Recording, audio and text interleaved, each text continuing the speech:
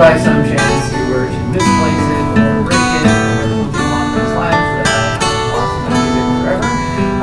So once I get that done, we'll be able to get that started. But I'm going to do 2 this month to make up for last month. Last one I talked about is I Cling to Christ. Billy Peters got to college with actually a number of sacred guitar arrangements, some of them orchestrated, some of them just guitar. Songs that tour the Christ, Constrained by Christ, we're singing today actually, our song from last month. Oh God, My Joys, a number of the ones that actually we have done here, Day by Day, My Vision of Water. I really enjoy this. My dad got something a couple years ago, I really like it. If you like studying to background music, it's fantastic for that. There's no singing or anything like that, it's just instrumental. And then to keep on that theme, we also have a Fruit Foundation, which is a pet team. This is the best I know how to compare it to is Appalachian music. If you ever listen to that, it's kind of similar to bluegrass, but not really as slangy. A little bit more symphonic sounding, guitar, penny whistle, things like that. Some really great music on here. How Firm a Foundation. Oh God, Our Help in Ages Past. All Hail the Power of Jesus' Name. I'll leave the Father's Love. So some really good music on here. Again, so this month and kind of last month, highlighting if you just want something maybe to listen to help you fall asleep or study or whatever it is. These are tremendous for that, so I highly recommend it. So if you'd like to listen to that, borrow it, purchase it, you want to know where you can get it, come see me. I'd be happy to point you in the right direction. We're going to be singing number 77 in our Wilds book, The Precious Blood. This is a review of a song that we actually learned last year. The words were written by Steve Pettit, president of Alphonse University. Rebecca Snyder wrote the music for it. It's a girl I went to high school with. And the Lord has really gifted her with music writing ability. And we sang a number of songs over the last few years that she has written music for. This is one of them. So hopefully this will be an encouragement to you as we sing this morning. Number 77, The Precious Blood.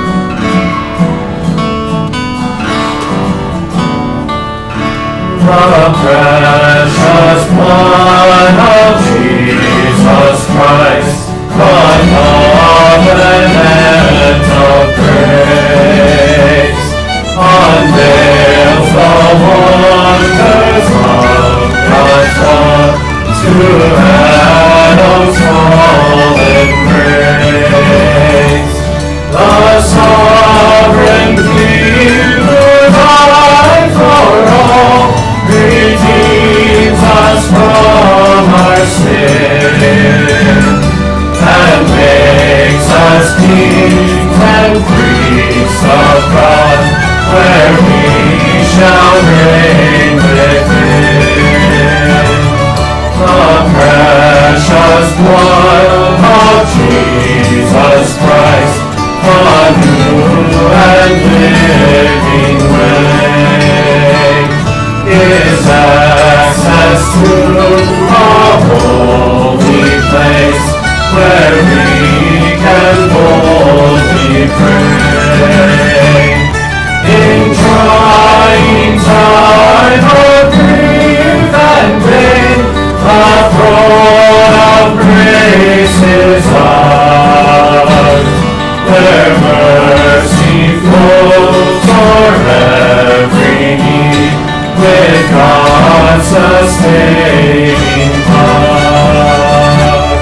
The precious blood of Jesus Christ, the song of saints above, who glory in the risen Lamb, and boast of God's great love. From every nation, tribe, and tongue, one body all are we, a people joined by grace alone, for all eternity. All right. And then we're going to sing Constrained by Christ. This is our new song for the month of time here. So I got my passer outer ready to go. If you need a copy of this, just raise your hand and she'll get you one. It's my professional song hander outer. When we choose new music, when I choose new music to teach our church, a couple of things that we're really looking for is it doctrinally accurate? And then is it theologically rich? Because there are things that can be doctrinally accurate, but are they things that really enrich your understanding and you remind you of things about God? And then third, that I typically look for is it well written? Are the words well written? Is it communicated well? Is the music well written? That it's kind of a cohesive way to communicate the message of the song. We've done a few of Andy Weisser's songs. This is another one that I really like. And this is one that I think if I wasn't singing it, if I was just reading through the lyrics, it would be hard to maintain my composure. Is that well written? The words are very powerful. So I'm glad I'm singing it and reading it to you. But such a tremendous truth. And hopefully, as we've learned this song, it's been a reminder to us that we are really, because of Christ, we have no other choice but to live for Him. We are constrained by His sacrifice, like the Lord said. So we'll sing this morning, and then we'll give it a rest for probably a couple months since we've sang it for 5 weeks here. But hopefully it's been an encouragement to you as we've learned it. Let's sing together, Constrained by Christ. A man of sorrows died in agony, struck once by God for my iniquity. He satisfied the Father's holy wrath, and drank the bitter cup in my behalf. Constrained by Christ's atoning sacrifice, without reserve I offer Him my life. Redeeming love compels me to proclaim the all-surpassing glory of His name. Resplendent in His royal majesty, my King still bears the stars of Calvary. His death would show the depth of selfless love, imploring me to live for things above. Constrained by Christ's atoning sacrifice, without reserve I offer Him my life. Redeeming love compels me to proclaim the all-surpassing glory of His name. For Him I count my life no longer mine. In His great work, a higher call I find, to lose myself and find my all in Christ. I follow on and gladly pay His price. Constrained by Christ's atoning sacrifice, without reserve I offer Him my life. Redeeming love compels me to proclaim the all-surpassing glory of His name. The gentle breeze whispers along, the trees clap their hands with rejoice. The voice of the thunder explodes into song. Heaven's all nature is singing His majesty. The mountains prepare a We're going to sing through it 2 times. We'll sing through it first with the guitar. We'll sing through it a second time, just lifting up our voices. And then I'll also give him a chance to put the guitar down and get ready to preach to you this morning. So let's sing together. Lord, prepare me. Listen to the voice of the light. Lord, prepare me to be a sanctuary. Pure and holy, tried and true. With thanksgiving, I'll be a living sanctuary for you. Lord, prepare me to be a sanctuary, pure and holy, tried and true. With thanksgiving, I'll be a living sanctuary for you. All nature is singing His majesty. Alright, this time the children are dismissed. Creation is filled with His honor, glory and praise. Then take our Bibles and turn to Jude. Creation is filled with His honor, glory and praise. Today, 7 more weeks, the book of Jude. Jude, although being one chapter, has a lot of powerful stuff in it. So we're looking forward to being in Jude today. Last week we looked at verses 8 through 10, talking about these apostates. The book of Jude, as we see in verse 4, is talking about apostates or false teachers who creep in the church.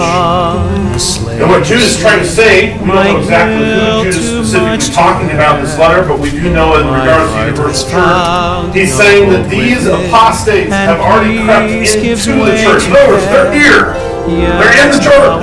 Now, as we've said so often, hopefully not in our church, but in the church, the local church, apostates are coming in all the time. False teachers. What is an apostate? An apostate is somebody who knows the truth. They don't follow it. These apostates, verse 4 says, for certain people have crept in unnoticed, who long ago were designated for this condemnation, ungodly people who pervert the grace of our God into sensuality and deny our only Master and Lord, Jesus Christ. What's the problem? Why is this such an important subject? It's because these apostates, these false teachers, they know God's Word. And so because they know God's Word, they're effective with teaching it, but preaching and teaching their own error. They candy coat it, they sugarcoat their own error into it. And so people, if they're not in God's Word, as Scripture says, they're meditating on it day and night, they cannot tell the counterfeit from truth. And so Jude is warning us, contend for the faith, as we see in verse 3, fight for the faith, contend for the faith. As believers in Jesus Christ, we shouldn't just listen to anybody if they open up God's Word and say, thus saith the Lord. They're human, they make mistakes, they make errors. We ought to know why we believe what we believe. And so because we ought to know why we believe what we believe, it's important for us to be in God's Word. I've given the banker illustration even in the course of this series, but when you go to these mints, they teach people that to count money, and the way that they teach you to count money is they give them literally thousands upon thousands of dollars, literally, not just dollars, but 5, 10, 15, 20, $30, $33 bills too. They don't really make those, just in case you're wondering. But anyways, they give you all kinds of bills, and you're just counting them over and over and over and over for days on end. And then finally, after some course of time, they don't tell you to when, but they put counterfeit in there. And as soon as that person who's being taught what real money feels like, that counterfeit comes in, guess what they know to do? Why? Because they're so familiar. They know well what truth is, and they know well what counterfeit is. See, as believers in Jesus Christ, we need to know this book so well that when a counterfeit comes in, we can spot it. Look, if you want to spot counterfeits, go turn on the television. Go to the Christian, the religious stations. And guess what you're going to find them on? Counterfeit. You're going to find false teachers over and over. And I'm not saying every single person on those religious stations is counterfeit, but I will tell you, the large majority of a lot of people, both men and women on there, who are saying that they are preaching what the Word of God and teaching what the Word of God says, the majority of it is false. It's false teaching, it's false doctrine. So Jude is saying that we as believers have a responsibility, and that responsibility, as verse number 3 says, is to contend or fight for truth. And so, as the phrase goes, if you don't stand for something, you'll fall for anything. And when it comes to God's Word, that is very true. If we're not willing to stand on the one thing that we know is absolute truth and absolute authority, then guess what, folks? We're going to fall. And we're going to fall over and over and over and over and be miserable in our Christian life because we don't know the difference between truth and lie.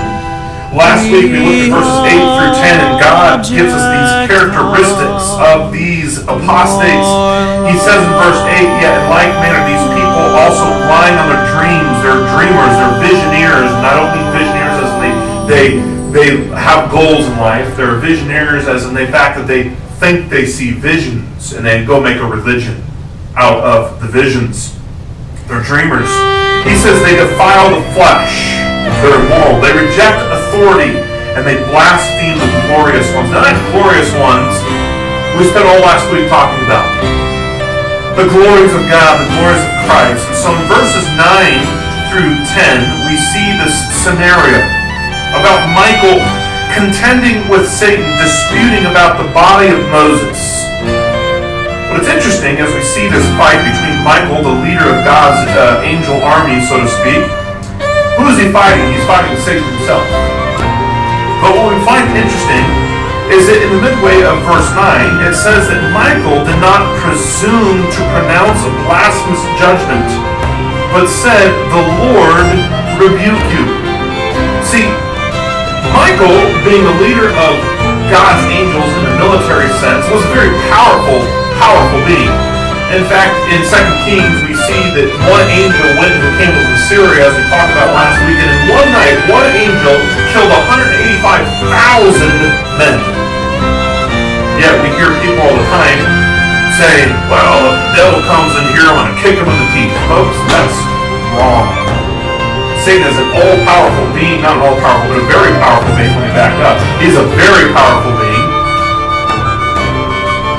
That when he comes to tempt us, folks, we shouldn't just think that we have the ability on ourselves to be able to fight that temptation. We need to seek God's help and trust in God, because God is omnipotent, folks. That's the wonderful things about the God that we believe and we serve and we trust. He is an all-powerful being. And so because he's an all-powerful being, when that temptation comes, guess what? We can get through it. We don't have to fall into temptation because God is greater than any sin that's in this world. But here, Michael the archangel has respect for Satan. He didn't say to Satan, Satan, I'm going to come over and destroy you. I'm going to come and beat you up because of Moses' body. He didn't say that, did he? In fact, he didn't say anything like that. In fact, what he said here, as it says in verse number 9, he says he did not presume to pronounce blasphemous judgment. You know what he's saying? I am not worthy, even as God's leader of his army, I am not worthy to presume this blasphemous statement. Why? Because I don't have the authority. I don't have the power to do so. It is not my responsibility. So let me just tell you something. As a human, does that mean we have the responsibility? Does that mean we have the power? The answer is absolutely wholeheartedly no. And so what does Michael say? At the end of verse 9, he said, but the Lord said, the Lord rebuked, and Michael said, the Lord rebuked you. You know what he's saying? I can't do it. Now, is Michael the archangel a powerful being? Very powerful.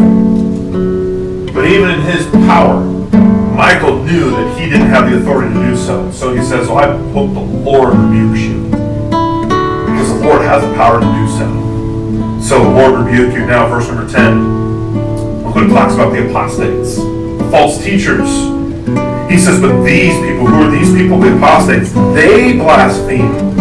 All that they do not understand, and they are destroyed by all that they, like unreasoning animals, understand instinctively. So here are these false teachers that come to the church, and what do? They start blaspheming the angels. Even Michael himself didn't believe he had the authority, but these blasphemers, these apostates, these false teachers, they come, they sneak in the church, and they blaspheme. And what does it say here? Instinctively, like animals. They blaspheme these angels. Basically what Jude is saying is, how in the world do they think they have that privilege? They don't. So, as so often the Pentecostal movement, these Pentecostals often talk about how they have the ability to give Satan a black eye and punch him in the teeth and battle, and they're going to give him a black eye. Guess what? That's not going to happen, folks. These fallen angels are so much more powerful than us humans. But again, through God's power, through Christ's resurrection, he conquered death. He conquered the principalities and powers. And so through Christ, we have the ability to conquer that temptation, to conquer that sin. So now we get into our text this morning, which is Jude 11 through 13. Scripture says here, woe to them, for they walked in the way of Cain and abandoned themselves for the sake of gain to Balaam's error and perished in Korah's rebellion. These are hidden reefs at your love feast, as they feast with you without fear, shepherds feeding themselves, waterless clouds swept along by winds, fruitless trees in late autumn, twice dead, uprooted, wild waves of the sea, casting up the foam of their own shame, wandering stars for whom the gloom of utter darkness has been reserved forever. Now, I don't know if you just read that, but they kind of sound like that was a lot of words there. There's kind of a wordy section there, and you're right, it is, but we're going to work through it today, okay? So, he says here in the very first part of Jude 11, the very first key, he says, woe to them. Now, that phrase, woe to them, is a very powerful phrase. In fact, we see that same word, woe, multiple times in Scripture, but probably the most effective and most vision-oriented passage of Scripture when it comes to that word woe is actually in the book of Revelation. After God sends multiple judgments to the people who are still remaining on earth, he then goes and says, hey, woe to the people who are still remaining, because if they thought that judgment was bad, guess what? What's coming next is a lot worse. Here we see this concept, this woe to them. Basically, when we see this phrase, woe to them, it should make us perk our ears up and say, this is not a good thing. Whatever's coming next is not a good thing. Now, it's not a good thing. It's a good thing for us. It's not a good thing for the apostates. It's not a good thing for the false teachers. So he says here, woe to them, for they walked in the way of Cain and abandoned themselves for the sake of gain to Balaam's error and perished in Korah's rebellion. So Jude, as we review and jump into this section, Jude is calling us to engage in a spiritual war against spiritual terrorism. As I mentioned a few weeks ago, I called them the spiritual Al-Qaeda. They're the ones who come into the church and they don't care who they destroy. They have their spiritual bombs looking to kill people, so to speak, and they don't mind. We've been paralleling 2 Peter chapter 2 is very similar to the book of Jude. In 2 Peter chapter 2 verse 1, we see these spiritual terrorists who set off their spiritual bombs in the church. Let's go look at 2 Peter, just a couple pages back in Scripture. But 2 Peter chapter 2, we're going to look at the first couple verses here. He says this, but false prophets also rose among these people, just as there will be false teachers among you who will secretly bring in destructive heresies, even denying the master who bought them, bringing upon themselves swift destruction, and many will fall their sensuality, and because of them the way of truth will be blasphemed. So what do? They come in, they put their spiritual bombs, they create destruction in the souls of others. Remember, these people are apostates. They have been exposed to real, genuine, and true faith. They know the truth, but they become apostates. They fall away from it. They knew it, and they defected from it. I went to a Christian high school, Bible preaching, Bible teaching Christian high school, conservative Christian high school. My class was one of the largest classes that ever went to the Christian high school there. We had 27 students in our Christian high school when I graduated. And as of right now, some of them who had gone to that Christian high school, actually it was elementary through high school, went there from kindergarten all the way through 12. And right now in that specific class, some of my friends who are in there, 7 of them now consider themselves atheists. You know what they are? They're apostates. They know the truth. They heard the truth over there every single day. We had Bible class, we had chapel frequently. You know what? They become apostates. Well, it's just because you're faithful to church doesn't mean you're good people. Church doesn't save us. Church doesn't make us spiritual. You know what? Church makes us religious. A lot of people go to church every single week. Sometimes even multiple times during the week. You know what that makes them? Religious people. See, God's Word teaches us in James to be doers of the Word and not hearers only. So me just coming to church, I've not fulfilled my spiritual duty, have I? What I've done is become religious. It's what I do when I walk out those doors. That determines my spiritual walk, doesn't it? See, a lot of people are so consumed that I've given my duty for the week.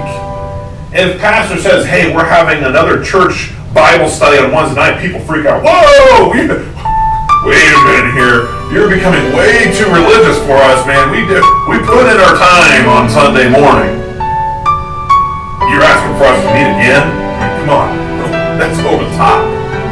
Sometimes that's what people think sometimes. Now, God's Word doesn't say we have to have a Bible study in the middle of the week. I want to make sure that we understand that.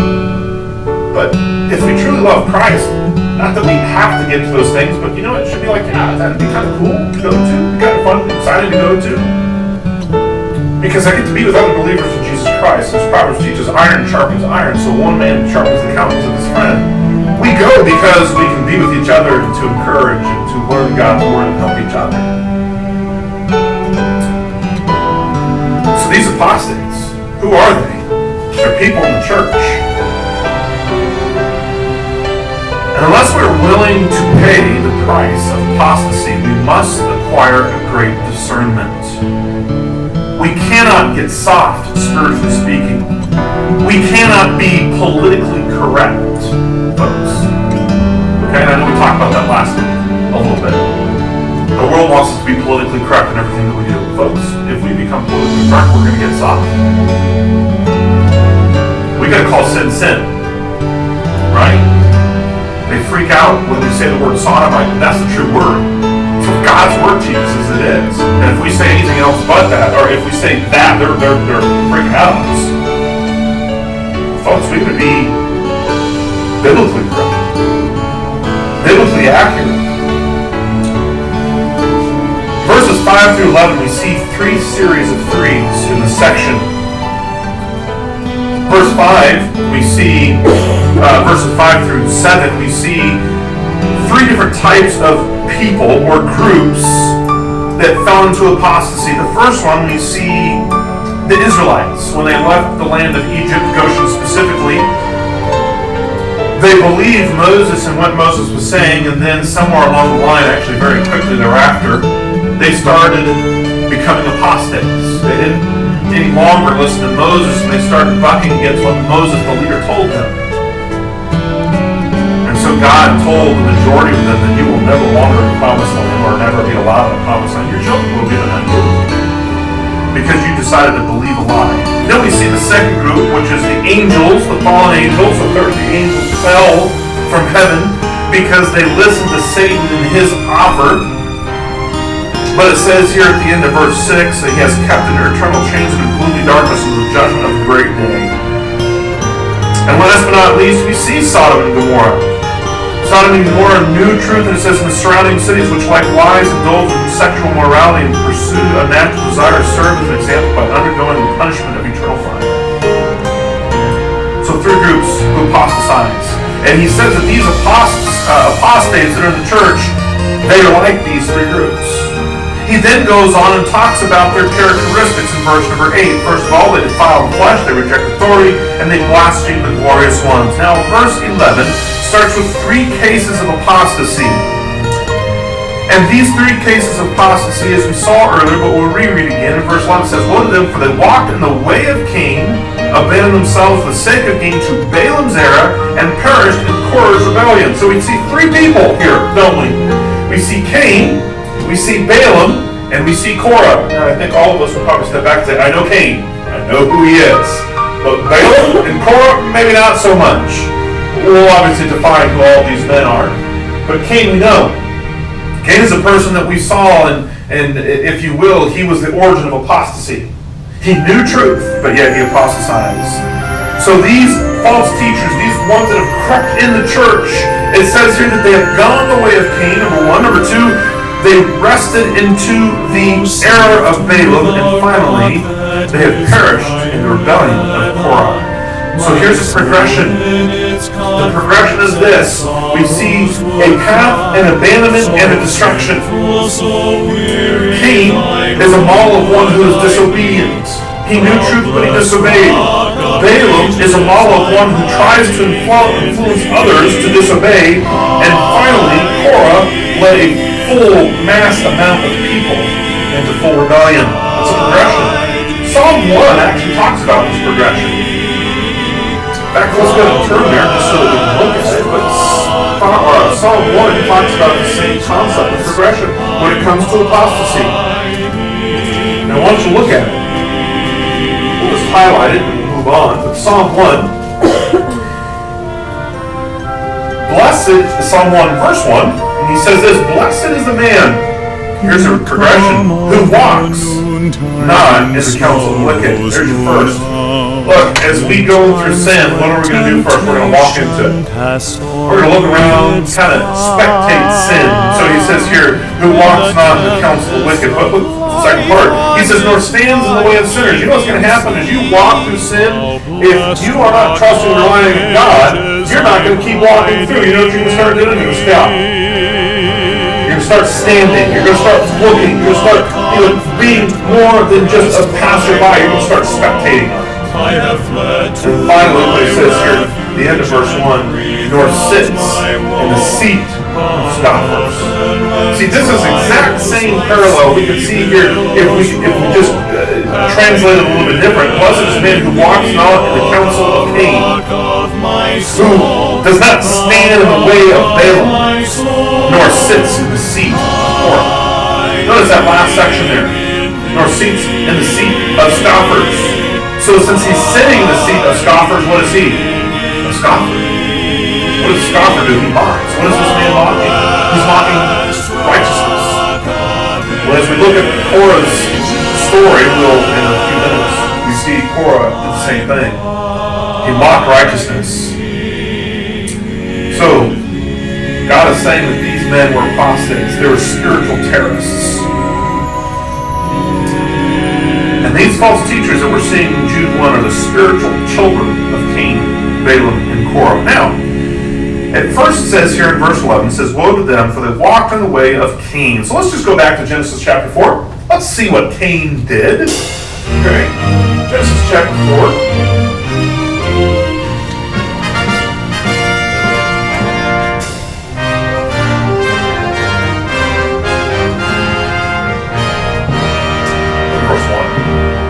And Adam knew Eve his wife, and she conceived and bore Cain, saying, "I have gotten a man with the help of the Lord." Again, she bore his brother Abel. Now look what the second half of verse 2 says. "Now Abel was a keeper of sheep, and Cain a worker of the ground." Verse 3. "In the course of time, Cain brought to the Lord an offering of the fruit of the ground. And Abel also brought the firstborn of the flock of their fat portions. And the Lord had regard for Abel and his offering. But for Cain and his offering he had no regard, so Cain was very angry, and his face fell. The Lord said to Cain, 'Why are you angry? And why has your face fallen? If you do well, will you not be accepted? And if you do not do well, sin is crouching at the door. Its desire is for you, but you must go over it.'" Now, we don't see this in this passage of Scripture, but it's presumed that somewhere along the line, God told Cain and Abel what a proper sacrifice was. At somewhere along the line, God told Cain and Abel how to correctly worship God, the way that God sees fit. See, here's the thing. In modern Christianity, churches, they just jump out and they do whatever worship they see necessary. They worship the way that they think they should worship. But God's word is very specific here, isn't it? He says there's a worship that pleases God, and there's a worship that, guess what, does not please God. And he says specifically, Cain did the worship which pleased Cain, but Abel did the worship which pleased God. We see obviously Cain was a keeper of the ground and Abel was a shepherd. He was a keeper of sheep. But Cain decided to do what he wanted to do. He decided to bring the first fruits of his crop. And Abel did what God wanted him to do, bring the first fruits of his sheep. Look at verse 8. Cain spoke to Abel his brother, and when they were in the field, Cain rose up against his brother Abel and killed him. Now let's ask the question, what did Abel do? Did he do anything against Cain? No, not one thing, did he? What he did was against God. But yet he was angry with Abel because God blessed Abel and condemned Cain. It wasn't Abel's fault. But Cain brought an unacceptable offering. He rejected truth and became disobedient. Keep your finger in Genesis for just a second. Turn all the way back to Hebrews chapter 11. Hebrews chapter 11. See what the Hall of Faith says about this. Verse 4, Hebrews 11, Scripture says this, by faith Abel offered to God a more acceptable sacrifice than Cain, through which he was commended as righteous. God commending him by accepting his gifts, and through his faith, though he died, he still speaks. So it was an acceptable gift. This is what God wanted him to do. Yet we see Cain as the origin of apostates. He is the pioneer of apostasy. He was one that opened up the door for all other apostates. He was religious, but he was disobedient. That's just like many people who come to church. They're religious, they're disobedient. He came before the true God, but with his own offering. His own offering was self-centered. It was self-satisfying. It was consumed with him and what he had to offer. It wasn't consumed with what God wanted him to do. His heart was wrong in the beginning. He was really close to truth, but had an immoral heart. God asked him to do an offering. Did he give the best of his offering? Or his first fruits? He did. See, he was religious, wasn't he? He did what God told him to do. But the problem is, he didn't do what God told him to do. He was an apostate. See, these apostates that are in church, they have the appearance of religion, but truthfully, spiritually, their hearts are wicked. They dress up every week, and some of them even being pastors. But yet they don't condemn things like homosexuality. Why? Because in some cases there even are homosexual pastors today, aren't there? It's a scary thing. I was even reading this last week about, and calling them pastor is not a good thing to call them either. They're not really pastors. They don't follow the qualifications of a pastor. They call themselves pastors. Yet there's these people who call themselves pastors that they are completely involved in their lives. Openly. See, you cannot invent God. You can't invent what you think God's worship looks like. You can't invent worship. You can't invent truth like Cain did. So Cain knew truth, became disobedient. And so obviously, we see here, going back to Genesis, if you have to turn back to that's okay. Verse number 9, the Lord said to Cain, where is Abel your brother? He said, I do not know. Am I my brother's keeper? And the Lord said, what have you done? The voice of your brother's blood is crying from you in the ground. And now you are cursed from the ground, which has opened its mouth to receive your brother's blood from your hand. When you work the ground, it shall no longer yield to you its strength. You shall be a fugitive and a wanderer. Cain said to the Lord, my punishment is greater than I can bear. We looked over the last couple of weeks, but we know that God has a plan for these apostates. Punishment is already planned out for these apostates. We see that in the book of Jude. He says here in this passage that they are, verse number 4, who long ago were designated for this condemnation. God already had a designation for Cain's apostasy, didn't he? And so he became a fugitive. Yeah. Going back to Jude, let's look again at verse number 11. So God's comparing these apostates to the modern church today. He says, first of all, they walk in the way of Cain. Second of all, it says, and abandon themselves for the sake of gain to Balaam's error. Now, probably, unless you know your Old Testament really well, a lot of times when we think of Balaam, what do we think of? Not Balaam himself, but Balaam's donkey, right? And we think of how the donkey was not moving forward, and yes, he was a stubborn donkey. But donkeys are stubborn, right? But the donkey saw something that Balaam didn't see. And then the Lord spoke to Balaam saying, why are you being abusive to your donkey? Your donkey's seeing things you can't see because your spiritual glasses are marred. So let's look at the story. How about that? Numbers, we're not going to look at the whole story because it's actually Numbers chapter 23, 34, and 31. We're not going to read all of it this morning. Assuming some of you will know that at some point in time. Okay? But Numbers chapter 22 through 24 and 31, Balaam was a prophet for hire. Did you get that? He is a prophet for hire. What does that mean? People were paying him to go prophesy things. Not true things, but just things. So, he would basically make prophecy for the highest bidder. So how people fell into Balaam's prophecies, I do not know. But needless to say, he was a prophet for hire. And so Balak tried to hire Balaam to curse Israel.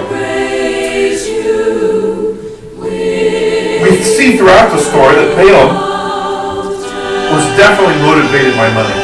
He was motivated by covetousness. It is true, though, that we see through the story of Balaam that there is some fear of God in him. Obviously with Balaam's donkey, after God started talking to him, a talking donkey may have helped out with that, right? Okay? I'm assuming if we were riding a donkey or a horse through the wilderness and all of a sudden the horse or donkey decided to stop doing whatever it's doing, all of a sudden that donkey started talking to us, I think we'd have a little bit more fear of God in our lives too, right? And so that's what was happening here. So, as we see throughout the story, Balaam did have somewhat of a fear of the Lord. But Balaam had to figure out another way to make money. Because he couldn't curse Israel, because it wasn't in his authority to curse Israel. He didn't have the power to curse Israel. We have a lot of it, especially some religions and some cults, especially in these tribes of these intertribal, say in Papua New Guinea, they still believe that they can throw curses and things on people. Well, Balaam, for whatever reason, thought he had the ability to do so, but obviously after the donkey wasn't going to happen. So he tried to figure out another way to make money. His first method did not work. And so what he did is he went to the Moabite and Midian women. Well, what do we know about the Moabites? They weren't exactly godly people, were they? In fact, they had somewhat of a rivalry between Israel and Moab. But Balaam actually went to the women of Moab and Midian, and he actually encouraged them to seduce Israel. He was going to make Israel fall in one way, shape, or form, so he couldn't curse them. He realized that wasn't the method he was going to get money, so he was going to get money a different way. So he went to the women of Moab and Midian, and he said, hey, y'all, go seduce Israel. And so Israel got seduced. Revelation chapter 2, you're in Jude, just flip over a couple of pages here. We see the church of Pergamos. Look at verse number 14. He says here, but I have a few things against you. You have some there who hold the teaching of Balaam, who taught Balak to put a stumbling block before the sons of Israel, so that they might eat food sacrificed to idols and practice sexual immorality. So we see this church, Pergamos, who was doing the same thing. We have to see a massive time span between Israel and this church, Pergamos. But this church, Pergamos, found teaching. What was the teaching here? We see idolatry, we see sexual immorality. And so we see Israel found that he seduced Israel with both of those things. So here's the progression. What do we see? Cain alone sinned. But Balaam collected a crowd to sin. As we go back to 2 Peter chapter 2, looking at verses 1 through 3, we see similarities here. He says, but false prophets also arose among the people, just as there will be false teachers among you, who will secretly bring in destructive heresies, even denying the masters who bought them, bringing upon themselves with swift destruction, and many will follow. See the key phrase there? And many will follow their sensuality, and because of them the way of truth will be blasphemed. And their greed they will exploit you with false words. Their condemnation from long ago is not idle, and the destruction is not asleep. So we see Balaam, what does he do? He collects people. See, sin by yourself is fun, but when you can get other people to come in with you, it becomes that much more enjoyable, right? That's kind of concept we're having here. No, that's not true, folks. Misery loves company, right? Misery loves company. But now, we see this last character, Korah.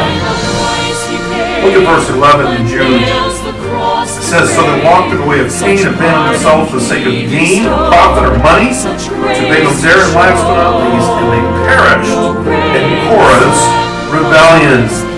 They perished in Korah's rebellion. This word rebellion Greek is antilogia. It basically means, or in all reality means, against the word. Against the word. So Cain disobeyed God's word. Balaam opposed God's word, but Korah led an open rebellion against God's word. We see this word rebellion in a very powerful verse in 1 Samuel chapter 15, verse 23. And the scriptures say that rebellion is as the sin of what? Witchcraft. See, when we oppose God's word, God compares our rebellion to witchcraft. Folks, that's not a good thing in any way, shape, or form. But now you kind of understand the story of Korah. So the story of Korah is actually in number 16. Okay? If you want to take the Bible and turn there, number 16. I want you to look at verse number 1. I want to see if there's a phrase that sticks out to you. If you know your Old Testament, especially tribes, it should stick out to you. But look at verse 1. Now Korah, the son of Ishar, son of Kohath, son of Levi, and Dathan and Abiram, the sons of Eliab, and on the son of Peleth, sons of Reuben, took men. See the phrase that stuck out to you, or at least should have? He was a son of Levi. What do we know about the Levites? What were they in charge of? They were in charge of worship, weren't they? They were in charge to make sure the worship in the nation of Israel was that which truly worshipped God. True worship. So Korah was a Levite. That was a special thing. See, not anybody could go to the tabernacle. It was only Levitical priests that could go to the tabernacle. If you were of the tribe of something else and you walked into that tabernacle, you would have been struck dead. Only people who were allowed to go to the tabernacle were the Levites, the Levitical priests. So Korah was the tribe of Levi. So he was Levi. He was special. He was set apart. There was a sense of responsibility as Levites. They were supposed to care for the worship. What we do know, as we see here, not in this specific passage, but we do know that Korah was actually the cousin of Moses. Korah was not a priest. Maybe a reason for that. Maybe other people saw in him that he did not have the requirements or qualifications that would have meant to be a priest. But as we see here, he took Dathan and Abiram, as we see in verse 1, the sons of Eliab and the sons of Peleth, the sons of Reuben, and took men. So they grabbed a bunch of people. Verse number 2, and they says they rose up before Moses with a number of the people of Israel, 250 chiefs of the congregation, chosen from the assembly, well-known men. They assembled themselves together against Moses and against Aaron, and said to them, "You have gone too far. For all the congregation are holy, every one of them, and the Lord is among them. Why then do you exalt yourselves above the assembly of the Lord?" We're going to pause there in just a minute. We're going to come back to that. But what we see is that Moses was a target. Why was Moses a target? He's the leader, right? And their concept was that if we take care of the leader, then everything else is good. We'll be all right. But I want you to look at verse number 3 here. I want you to see what it says. In verse number 3, he says this. This is again Korah. He says, they assembled themselves together against Moses and against Aaron, two leaders, and said to them, you have gone too far. Now listen to this next phrase says. See if you pull out what this is saying. For all the congregation, for all in the congregation are holy, every one of them, and the Lord is among them. Pause. Does that sound like a bad thing? Let me reread what it says and ask yourself whether it sounds like a bad thing. Korah says to Moses and Aaron, all that are in the congregation, every one of them, are holy, and the Lord is among them. Does that sound like a bad thing? Sounds like a good thing, doesn't it? So what's this rebellion about? Korah obviously agrees that they're all holy, that the Lord is among them. That's not what he's saying. Okay? That's not what he's saying. You know what he's really saying? He was saying, we don't have to listen to Moses. Not this Moses, another Moses, right? We don't have to listen to Moses. Why? Because we are all on the same level. We all have the same abilities. We all have the same God. We all have the same holiness. Is that true? It wasn't true, was it? When God put Moses where Moses was, Korah wasn't. He was disputing the fact that they even needed a leader. He was disputing whether or not they needed a responsible theologian who spoke God's word. He was disputing if they needed a mediator. He was disputing if they even needed a teacher who gave God's truth at all. This is what he was disputing. But don't we need all of these? Don't we need men who truly believe through God's word and teach appropriately? Now, we look for the book of Acts, and we look for the First Timothy, and look at the book of Titus, and I think God's word is very clear on that, isn't it? God has placed leaders in our life, spiritual leaders in our life, to teach us God's word appropriately and practically. But in Korah's rebellion, he is bent on overthrowing spiritual authority, attacking truth, telling spiritual leaders. Let's look at how it ended. You see how it began, let's look at how it ended. I'm going to take some time to read the rest. Well, let's look down at verse 1.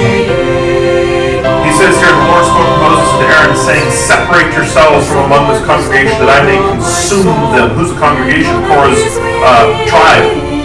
That I may consume them in a moment. They fell on their faces and said, O God, the God of the spirits of all flesh, shall one man sin, and will you be angry with all the congregation? The Lord spoke to Moses, saying, say to the congregation, get away from the dwelling of Korah, Dathan, and Abiram. Then Moses rose and went to Dathan and Abiram, and the elders of Israel followed him. And he spoke to the congregation, saying, depart, thieves, from the tents of these wicked men, and touch nothing of theirs, lest you be swept away from all their sins. So they got away from the dwelling of Korah, Dathan, and Abiram, and Dathan and Abiram came out and stood at the door of their tents, together with their wives, their sons, and their little ones. Okay? Now look at verse 28. And Moses said, hereby you shall know that the Lord has sent me to do all of these works, all the things that Korah was rebelling against. He's saying, I'm telling you this is what God called me to do, and I'm here to tell you what I'm doing next is also something God has called me to do. He says, hereby you shall know that the Lord has sent me to do all these works, and that it has not been of my own accord. If these men die as all men die, or if they are visited by the fate of all mankind, then the Lord has not sent me. But if the Lord creates something new, and the ground opens its mouth and swallows them up with all that belongs to them, and they go down alive in the shield, then you shall know that these men have despised the Lord. You see what Moses said? If I go kill them, you're going to think that it was just me doing something on my own accord. But what does Moses say? But I'm going to show you a little something extra spectacular, okay? If God just miraculously opens this ground and literally swallows them up, you know it was me. Okay, you get that? There's some humor in a wicked, the humor was wicked, but it's kind of humorous to think about, isn't it? Right? So God says, or Moses says, if something spectacular happens that there's no way I can get you, know it's God. So let's see what happens. Verse 31, and as soon as he had finished speaking all his words, the ground under them split apart. Cool, huh? And the earth opened its mouth and swallowed them up with their households and all the people who belonged to Korah and all their goods and all that belonged to them. down alive in the shield, and the earth closed over them, and they perished from the midst of the assembly, and all Israel who were around them fled at their cry, for they said, lest the earth swallow us up. And fire came out from the Lord and consumed the 250 men offering the incense. Who did it? It was God, wasn't it? God did something spectacular. Not only did he open the earth, he also closed the earth on top of it. What does it say? They fell alive with the shield. I don't know what that means, but it's what it says. Pretty phenomenal.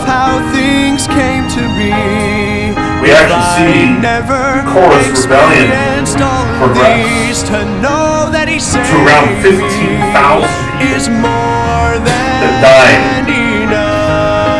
These were all the people of Korah's cults.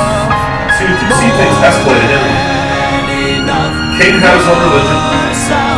Balaam seduced people. And then Korah had 15,000 people in his rebellion. See, apostasy is all about influence.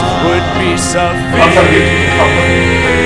The Jewish culture knows these three men as the trinity of apostasy. They call them the triumvirate. Cain, the pioneer of apostasy, Balaam extended apostasy, then Korah engulfing people in apostasy, and attempt to overthrow all that God had established. The trinity of apostasy. Let's go back. Jude, real quick as we close. Look at verse 11. He says, woe to them. Woe to them. Who? We talk about Cain? We talk about Balaam? Korah? That's not what he's talking about. We look at verse 10. He says, these people. We look at verse 8. He says, these men. Go all the way back to verse number 4. He says, for certain people have crept in unnoticed. Who are these people? The apostates. God is saying, woe to them. The apostates who are already in the church, who have crept in unnoticed. These men who exchanged the way like Cain, the truth like Balaam, and the life like Korah. John 14:6, God says, I am the way, the truth, and the life. And what these three men did is exactly that. They exchanged away the truth and life with their own concepts.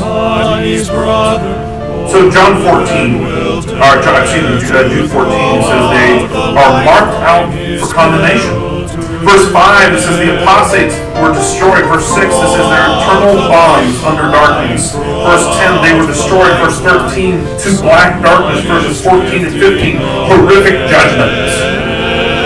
See, God has a plan for apostasy, and he compares it to this trinity of apostates. And I told you we were going to get through 12 to 13, we're not. Okay, so we're going to look at that, these confusing verses next week, 12 to 13. There's a lot of just words. The haze-headed reefs at your love feast as they feast with you without fear, shepherding, feeding themselves, waterless clouds swept along by winds, fruitless trees in late autumn twice dead, uprooted, wild waves of the sea casting up the foam of their own shame, wandering stars from whom the gloom of utter darkness has been reserved forever. What in the world, right? We'll get that to next week, okay? I promise you it will make sense after we go through it, but it's a little bit hard to maybe swallow just when we're reading the surface there. Let's go and have a word of prayer, and then we'll be dismissed. Heavenly Father, Lord, we thank you for these concepts. Lord, it saddens me to see people in the church following down the same path. I know many friends of mine who have gone down this path. At the beginning was just disobedience like Cain, and they started bringing other people home. Now they're all out atheists. God, Lord, I pray that you protect the church from these things. Lord, I don't know if there's a false teacher amongst us, but if there are, Lord, I pray that you will bring that condemnation, that judgment that you offer in Jude quickly. But in the meantime, Lord, I pray that you will help each one of us as believers of Jesus Christ to be diligent in your word, to love your word, to be a part of your word every single day. And as your word teaches in Psalm 19, that we hide God's word in our heart that he might not fall on that sin. And as your word teaches that faith comes by hearing, and hearing by the word of God. Lord, may we love your word. May we build our faith so we can protect ourselves. the end of these three men were nothing to life. And I pray if there's anybody in this room who's in the process of going through this apostasy, Lord, I pray that through the warnings that we see from Cain and Balaam and Korah this morning, that you will help them to grasp the understanding of your judgment, that it is going to happen. Lord, I pray that you bless us today. Encourage us in your word, encourage us in fellowship. May we love you more in all that we do today. Thank you. We ask these things in Jesus' name. Amen. And thank you for being here today. We look forward to seeing you Wednesday night, 7 o'clock, as we conclude, Lord willing, Ephesians 1, as well as all of our kids programs, Kids for Truth. That'll be at 7 o'clock on Wednesday night. Lord bless you. You are dismissed.